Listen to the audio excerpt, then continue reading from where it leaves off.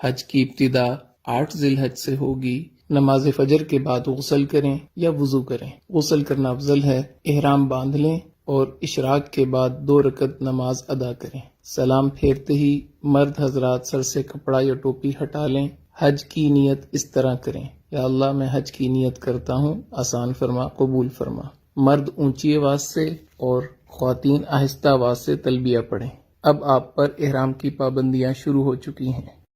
احرام کی حالت میں تلبیہ پڑھتے ہوئے مینا پہنچنا ہے۔ آج کا دن مینا میں گزارنا ہے۔ ظہر، عصر، مغرب اور عشاء کی نمازیں مینا میں ادا کریں۔ ذکر، اذکار اور دعا کی کثرت سے اپنا وقت قیمتی بنائیں۔ لوگوں کے ساتھ خوش اخلاقی کے ساتھ رہیں، خدمت کے ساتھ وقت گزاریں، کثرت سے تلبیہ پڑھیں، دعاؤں کا خوب اہتمام کریں، قرآن پاک کی تلاوت کریں، رات مینا میں قیام کریں۔ حج کا دوسرا دن 9 ذی الحج، آپ صبح اشراق کے بعد عرفات کی طرف سفر شروع کریں گے۔ عرفات میں پہنچ کر زوال کے بعد ظہر اور عصر کی نماز اگر امام کے ساتھ مسجد نمرہ میں پڑھی تو اکٹھی ادا کریں گے۔ اگر اپنے خیموں میں ہیں تو ظہر اپنے وقت میں، عصر اپنے وقت میں ادا کریں گے، اور درمیان میں آپ نے زوال کے بعد نماز کی ادائیگی کے بعد دعا مانگنی ہے۔ یہ ہے وقوف عرفہ، حج کا دوسرا فرض۔ 9 ذی الحج کو یہی عمل ہوگا۔ مغرب تک عرفات میں قیام کریں۔ مغرب کے بعد، مغرب سے پہلے نہیں آنا، مغرب کے بعد آپ مزدلفہ کی طرف آ جائیں گے۔ مزدلفہ میں عشاء کے وقت مغرب اور عشاء کی نماز ایک اذان اور ایک اقامت کے ساتھ ادا کرنی ہے۔ اس کے بعد آپ 70 کنکریاں اکٹھی کر کے اپنے پاس رکھیں۔ اب آپ نے رات وہاں قیام کرنا ہے۔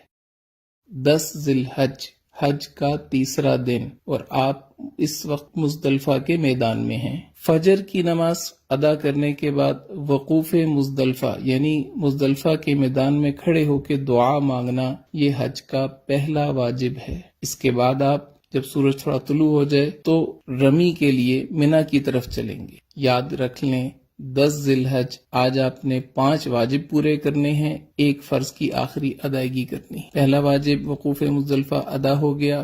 دوسرے واجب کی طرف آپ جا رہے ہیں، شیطان کو پتھر مارنے۔ مینا میں آج صرف بڑے جمرہ کو 7 کنکریاں مارنی ہیں۔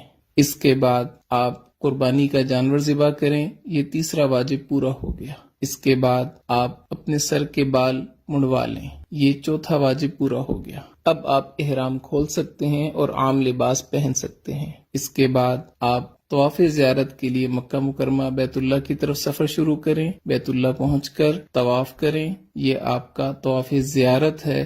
حج کا تیسرا فرض، حج کے تینوں فرض مکمل ہو گئے۔ اس کے بعد آپ نے سعی کرنی ہے، سعی حج کا 5واں واجب، یہ بھی پورا ہو گیا۔ اب آپ واپس رات کو مینا میں آ جائیں، مکہ مکرمہ میں قیام نہ کریں۔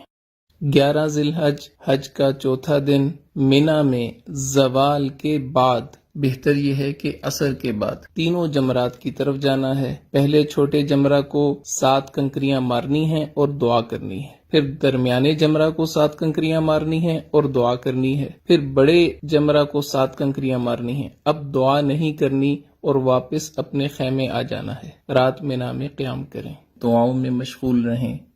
حج کا 5واں دن 12 ذی الحج، مینا میں زوال کے بعد تینوں جمرات کی طرف جانا ہے۔ پہلے چھوٹے جمرہ کو 7 کنکریاں مارنی ہیں اور دعا کرنی ہے، پھر درمیانے جمرہ کو 7 کنکریاں مارنی ہیں اور دعا کرنی ہے، پھر بڑے جمرہ کو 7 کنکریاں مارنی ہیں اور دعا نہیں کرنی۔ اب آپ کے پاس اختیار ہے، اگر آپ رات مینا میں قیام کرنا چاہیں تو 13 کی رمی آپ کے ذمہ ہوگی۔ اگر آپ رات قیام نہیں کرتے، آپ واپس مکہ مکرمہ اپنی بلڈنگ میں آ سکتے ہیں۔ بہتر یہ ہے کہ اپنے خیمے میں آئیں اور 13 ذی الحج کی رمی زوال کے بعد تینوں جمرات کو پتھر مارنے کے بعد مکہ مکرمہ واپس آ جائیں۔ اب صرف ایک واجب رہ گیا، طواف وداع۔ وداع یعنی رخصت ہونے والا طواف، یہ حج کا 6واں واجب ہے۔ آپ کے سارے مناسک پورے ہو گئے، 3 فرض آپ نے پورے کیے، 6 واجب آپ نے پورے کیے، آپ کا حج مکمل ہو گیا۔